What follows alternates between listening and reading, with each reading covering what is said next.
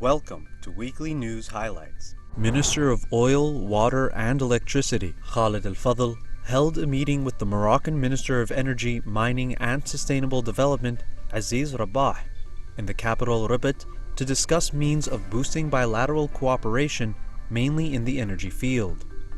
Following the meeting, Minister Rabah said the officials reviewed ties between the two sides and tackled ways of cooperation in all domains of common interest. Meanwhile, Minister Al-Fadl hailed the deep-rooted ties between Kuwait and Morocco and lauded Morocco's efforts in oil and gas exploration. The meeting was part of Al-Fadl's visit to Morocco to participate in the International Exhibition of Petroleum and Gas Products titled Petrolia Expo. Kuwait's permanent representative to the United Nations, Mansour Al-Utaibi, voiced deep concerns over Israel's illegal policies that threaten the complete collapse of the two-state solution. Speaking during a session at the United Nations Security Council on the situation in the Middle East, the state of Kuwait blamed Israel for the failure to implement the two-state solution, with Al-Utaibi highlighting Tel Aviv's systematic assaults and violations of Palestinian people and their rights. Denouncing Israel for violating UNSC Resolution 2334 that was adopted in 2016, Al-Utaibi said the failure of the international community to act towards a comprehensive and just peace for this cause, which is the core of the Arab-Israeli conflict, is unacceptable, adding that the Israeli aggression jeopardized any genuine opportunity for peace.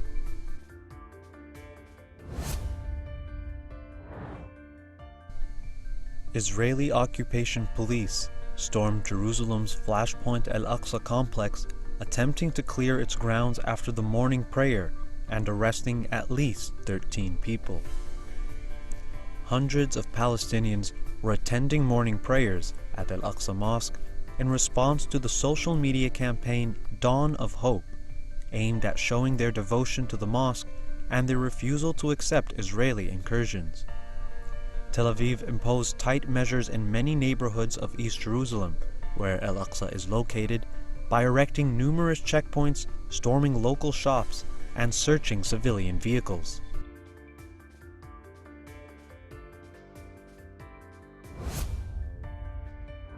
The European Union's Constitutional Committee voted to approve the divorce deal struck with London, paving the way for Britain to end its 47-year EU membership on January the 31st. Members of the European Parliament voted 23 against 3 to recommend that a full sitting of the Parliament next week formally sign off on the accord. Marking the last step to formalize the split on the European side, top EU officials were expected to sign the separation treaty, while Prime Minister Boris Johnson would ink the deal afterwards.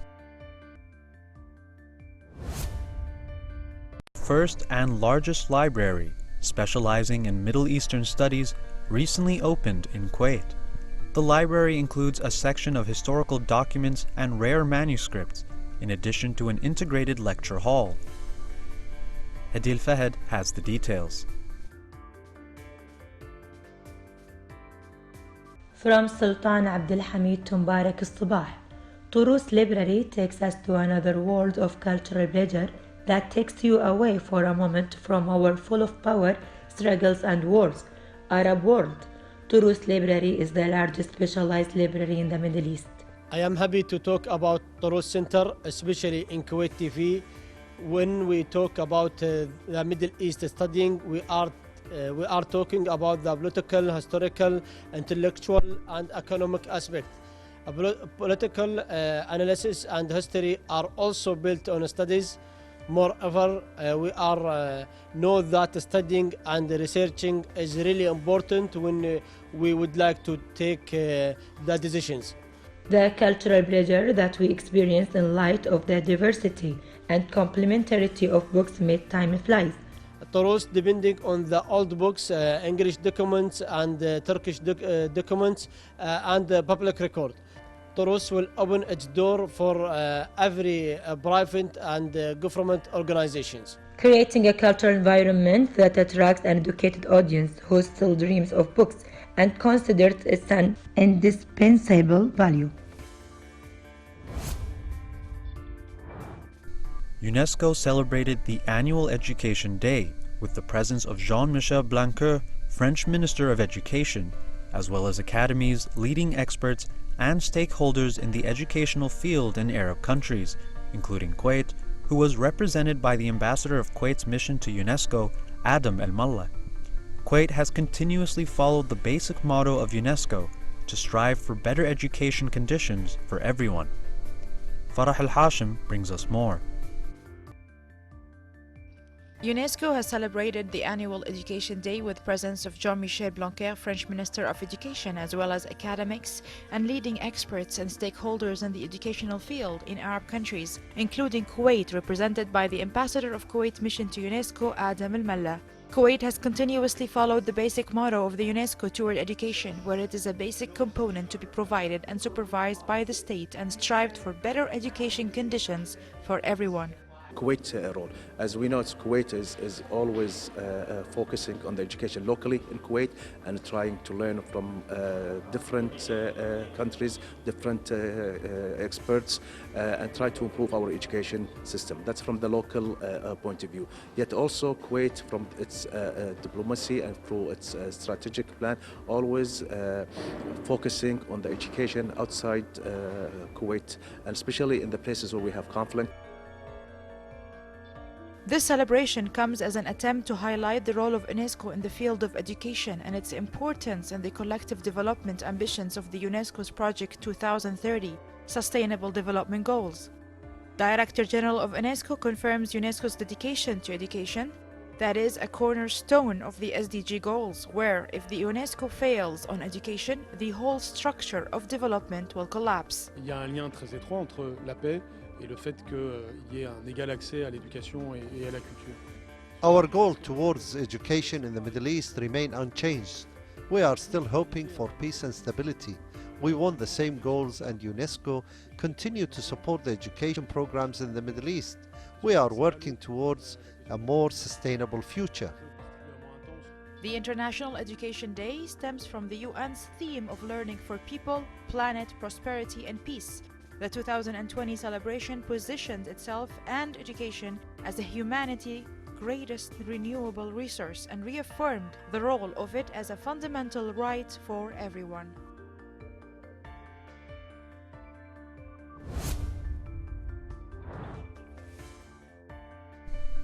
The death toll from a powerful earthquake in eastern Turkey has reached 22 at the time of this recording, as rescuers search for survivors trapped under the rubble of collapsed buildings.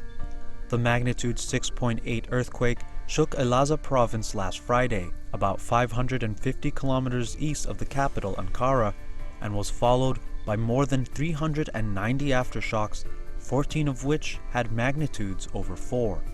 Turkey's Disaster and Emergency Authority, the AFAD, said that 18 people were killed in Elazığ province and 4 more in the neighboring province of Maltaya, adding that 1,103 other people were injured and in hospitals within the region. It continued to add that rescue efforts were underway at 3 different sites in Elazığ province.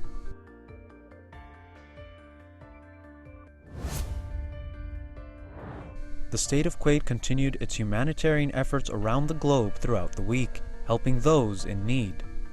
Earlier this week, the Kuwait Red Crescent Society sent a plane carrying humanitarian aid to Djibouti to help those affected by the rains and floods. More with Reem El Mnayes. The state of Kuwait continued extending its humanitarian arm throughout the globe, helping those who are in dire need. Earlier this week, Kuwait Red Crescent Society sent a plane carrying humanitarian aid to Djibouti to help those affected by the rain and flood. Director of Disasters Management Department, Yusuf Al-Ma'raj, said in a statement that the plane included tents, clothes, water pumps, blankets, and first aid bags to help the friendly country to face the effect of the flood that swept the nation recently. He added that the plane departed from Abdullah Al Mubarak Air Base carrying 11 tons of humanitarian aid as well as several volunteers. Moreover, KRCS sent another relief aid to Djibouti in collaboration with the Djibouti Red Crescent Society. Al-Ma'rad said in a statement that the society's field team distributed materials and clothes to a village inhabited by 400 families located in the borders of Djibouti, Somalia, and Ethiopia. In addition, the Kuwaiti Al-Najah Charitable Society distributed humanitarian aid to more than 10,000 Syrian refugees in the Turkish city of Sanliurfa.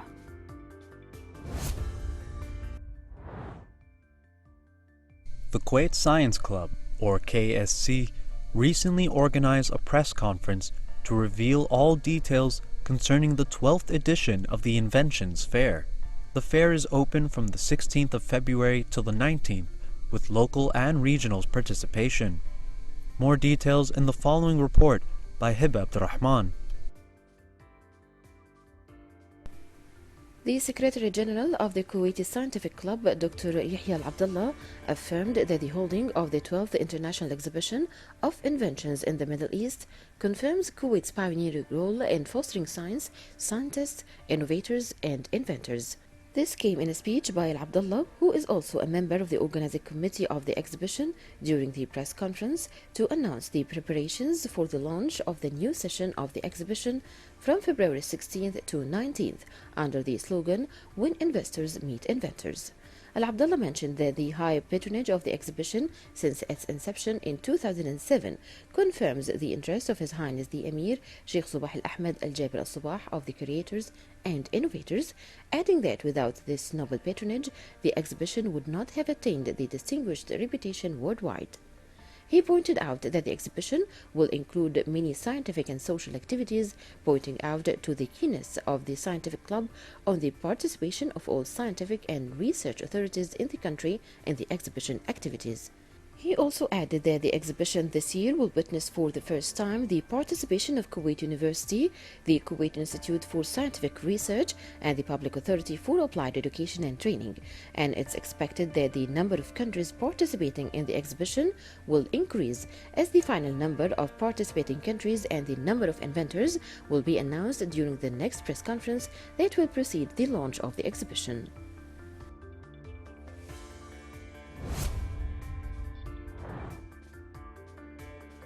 Representative of His Highness the Emir, Sheikh Sabah Al-Ahmed Al-Jaber Al-Sabah, His Highness the Crown Prince, Sheikh Nawaf Al-Ahmed Al-Jaber Al-Sabah, and his accompanying official delegation attended the closing ceremony of the 4th edition of the King Abdulaziz Camel Festival.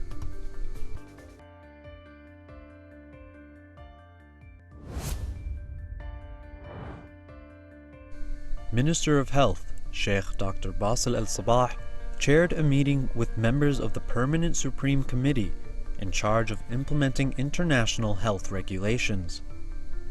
The meeting discussed the latest developments related to coronavirus and followed up on the recommendations to raise the level of countermeasures against the disease.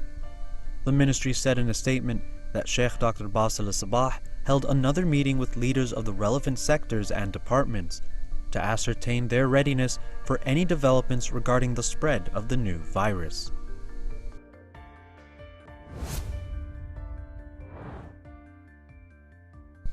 Government officials toured Kuwait International Airport Terminal 2 building site to review progress and address construction obstacles on the major Kuwaiti construction project.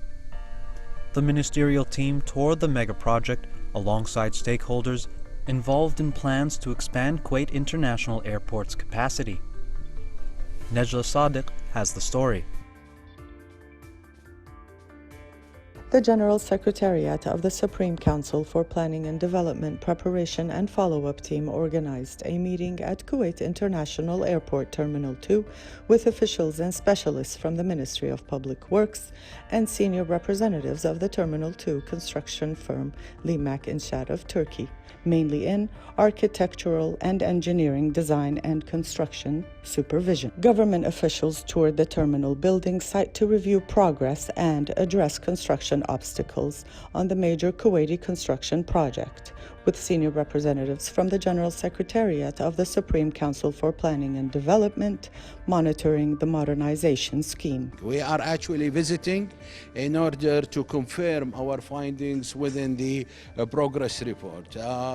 The General Secretariat, they have their quarterly report beside their field visit in order to bring to our attention any other issues with regard to the any projects, any strategic project. Today is the beginning of our field visit to the strategic project. What I would like to mention is this iconic project for Kuwait, with this mega structure and marvelous engineering work done on the side. It is currently done on schedule, with all the dates being for completion is being approved and confirmed. We do not see any dragging or delay. There are some critical activity, which is the signing of package 2 and package 3, one on April this year and the other one on the August this year. We are working together in support of the MBW. It's our job is to do all what we can in order to expedite the project of the national. The Terminal 2 project's current annual progress is 26.9%, combining all structural construction works and the major installations on solid infrastructure. This project, which aims to handle 25 million passengers annually, will also be the largest certified by LEED USA, obtaining the highest grades and service rating being of such enormity in capacity.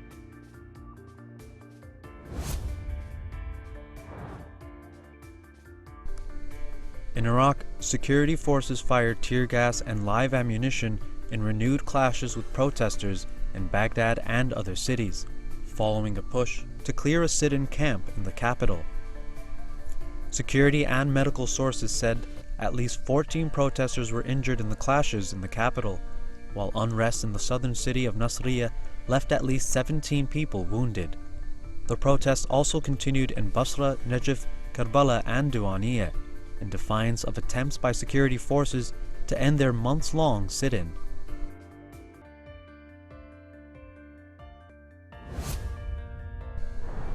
The Syrian Observatory said that regime forces have taken control of several towns in northwestern Idlib province as part of a renewed push to recapture the last rebel stronghold.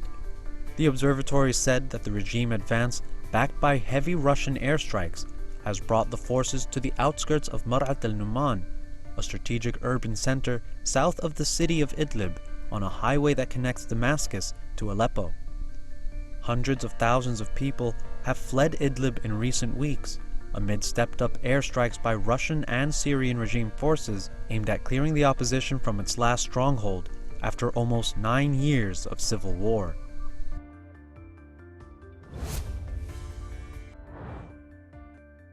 His Highness Sheikh Sabah Khalid Al Hamad Al Mbarak Al Sabah, the Prime Minister, patronized and attended a symposium held at Saud Al Nasser Al Sabah Diplomatic Institute under the title Kuwait's Second Experience in the United Nations Security Council 2018-2019.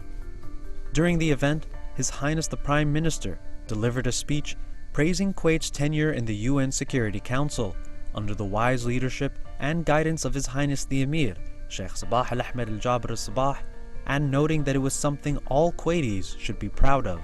His Highness the Prime Minister hailed the dedicated efforts of the Minister of Foreign Affairs, Sheikh Dr. Ahmed Nasser Al Mohammed Al Sabah, the Deputy Foreign Minister Khalid Sulaiman Al Jarallah, and Kuwait's permanent representative to the United Nations, Ambassador Mansour Al Utaibi, as well as the Foreign Ministry's team in making Kuwait's non-permanent membership in the UN a success and helping achieve its diplomatic objectives. His Highness Sheikh Sabah Al Khalid affirmed that Kuwait's commitment to matters concerning the Arab world, particularly the Palestinian cause, was its primary concern during its tenure, in addition to its devotion to humanitarian causes.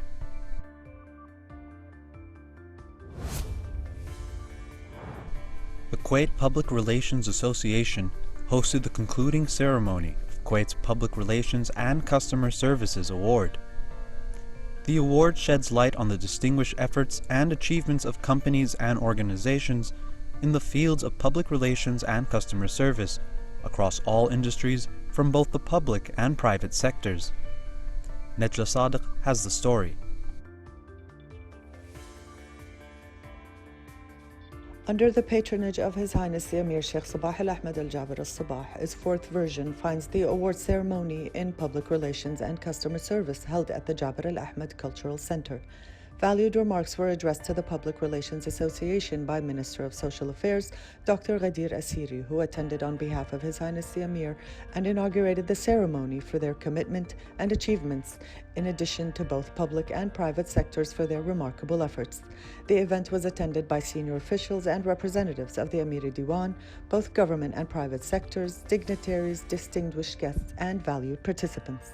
It's our honor to have this kind of event, and it's really a great honor for Kuwait, and it's something that giving the people or the population in Kuwait a challenge, opportunity for let's say getting the name of Kuwait like locally and internationally. So we are really proud of this event today, and for the people who got the let's say the gifts from in the name of Sheikh Sabah Al Ahmed Al Jaber Sabah. He's always encouraging the people in the country locally and internationally. So we are here proud to have this event in Kuwait. In terms of the function and the event, every 2 years the ministry conducts this. They look at the survey, they look at the hospitals that are participating and look at, and I think they do a preliminary survey on the feedback that they have about the hospitals and their services, and it's an anonymous survey that is done. So you would get realistic information on the kind of treatments that you've provided at the hospital and feedback on the customer services that you do. And therefore, as a leading private healthcare provider, these feedback is taken, and then we're waiting to see if we are part of the winning team, so to say. The Public Relations Association shared words of appreciation towards the efforts and vital role of civil society and its commitment through public relations and customer service in enhancing the socio-economic sustainable development and general productive spheres towards New Kuwait 2035. The ceremony highlighted endeavors, programs, and the industry as knowledge within itself. Services provided to both public and private sectors are expanding, proving the importance of the field of practice and its effective level of impact towards success. Protests erupted in the Gaza Strip as U.S. President Donald Trump is expected to disclose details of his Middle East peace plan to Israeli leaders, with Palestinian officials decrying it as a bid to, quote, finish off the Palestinian cause. Trump was expected to meet separately with Israeli Prime Minister Benjamin Netanyahu and opposition leader Benny Gantz in Washington over his long-delayed proposals, which have been kept secret. Palestinian leaders who were not invited to Washington fear the plan will dash their hopes for an independent state in the West Bank, East Jerusalem, and the Gaza Strip.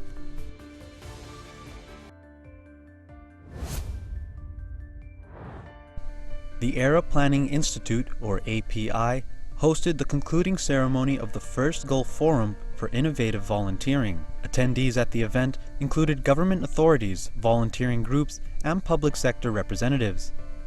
Nejla Sadiq has the story.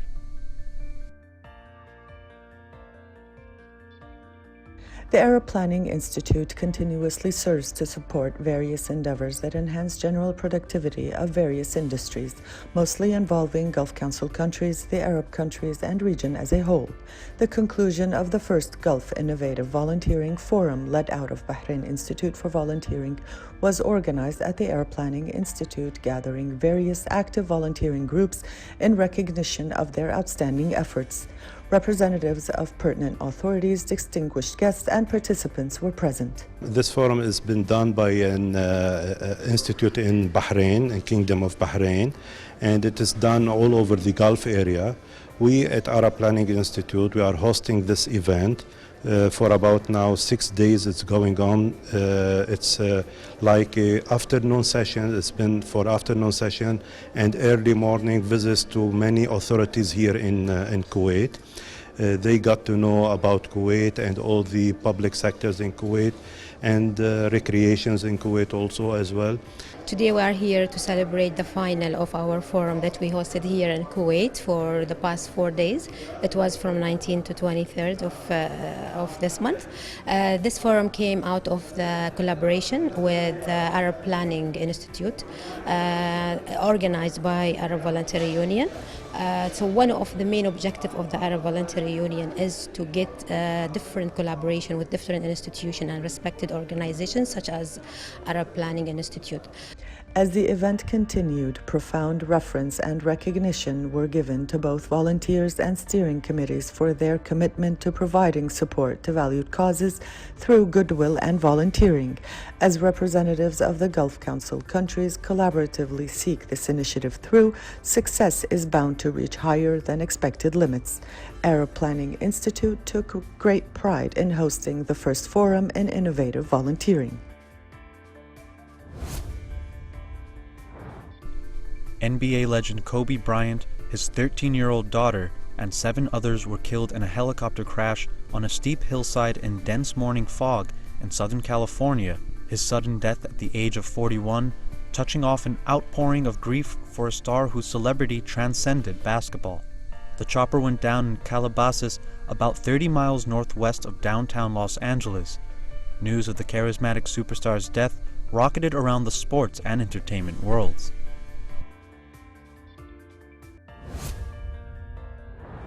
His Highness the Emir, Sheikh Sabah Al-Ahmed Al-Jaber Al-Sabah, attended and patronized the ceremony of hoisting the Kuwaiti flag at Bayan Palace this week. The ceremony was attended by His Highness the Crown Prince, Sheikh Nawaf Al-Ahmed Al-Jaber Al-Sabah, National Assembly Speaker Marzouk Ali Al-Ghanim, His Highness Sheikh Sabah Khalid Al-Hamid Al-Sabah the Prime Minister, and senior state officials. His Highness the Emir, whose motorcade arrived at the venue to a 21-gun salute, amid a heartfelt welcome by police officers and National Guards, personally hoisted the state flag. Afterwards, a brass band played the national anthem, followed by Major Fahed Hamoud Al-Shamiri reciting a patriotic poem celebrating the occasion. The cabinet held its weekly meeting at Bayan Palace under the chairmanship of His Highness Sheikh Sabah Khalid Al-Hamid Al-Mubarak Al-Sabah, the Prime Minister. Following the session, the Deputy Premier, Minister of Interior and Minister of State for Cabinet Affairs, Anis Khalid Al-Saleh, said the Council of Ministers discussed a number of key local and regional issues. More in the following report with Nadia Ali. The Kuwaiti cabinet held its weekly meeting at Saif Palace under the chairmanship of His Highness Sheikh Sabah Khalid Al-Hamid Al-Sabah, the Prime Minister. At the onset of the meeting, the cabinet expressed sincere congratulations to His Highness the Emir, His Highness the Crown Prince, and the Kuwaiti people on the country's national days. His Highness the Emir Sheikh Sabah Al-Ahmed Al-Jaber Al-Sabah raised the country's flag at Bayan Palace earlier this morning, marking the beginning of the national celebrations on the 59th anniversary of Independence Day, the 29th anniversary of Liberation Day, and the 14th anniversary of the assumption of the post of His Highness the Emir and His Highness the Crown Prince. Deputy Prime Minister, Interior Minister, and Minister of State for Cabinet Affairs Anas Al-Saleh said, the Cabinet prayed to Allah Almighty to maintain security, safety, and welfare to the dear homeland, its people, as well as expatriates. The Deputy Prime Minister stated that ministers listened to a presentation by Deputy Prime Minister and Defense Minister Sheikh Ahmed Mansour Al-Ahmed Al-Sabah on the results of the Iraqi Defense Minister Hassan Al-Shimri's recent visit to the state of Kuwait, as well as the talks pertaining to means of promoting ties and cooperation between the two sisterly countries in all domains. Minister of Justice and Minister of Awqaf and Islamic Affairs Fahed Al-Fasi and Chairman of the Kuwait Anti-Corruption Authority, or Nazaha, Councillor Abdurrahman Al-Nimash, made a visual presentation on the circumstances of the decline in Kuwait's ranking in the Corruption Perceptions Index. During the meeting, the ministers reviewed the recommendations by Nazaha aiming to promote Kuwait's ranking. Of the most outstanding recommendations are the acceleration of enacting relevant legislations, achieving national strategies as soon as possible, and activating reform measures and procedures. The Minister of Justice pointed out that the Council of Ministers expressed its appreciation to efforts made by Nazaha and decided to refer the recommendations to the Legal Affairs Committee. Meanwhile, the cabinet followed up the news pertaining to the coronavirus spread inside and outside China. Undersecretary of the Health Ministry, Mustafa Rida, made the measures taken by the ministry and confirmed that no coronavirus case was registered in Kuwait, pointing to the readiness of clinics and separating rooms at Kuwait International Airport. The council was also briefed on a presentation by the Minister of Information and Minister of State for Youth Affairs, Mohammed Al-Jabri, and Information Ministry Undersecretary and Kuwait's representative at the 2020 Dubai Expo, Munira Suleiman, pertaining to the ongoing preparations to take part in the expo.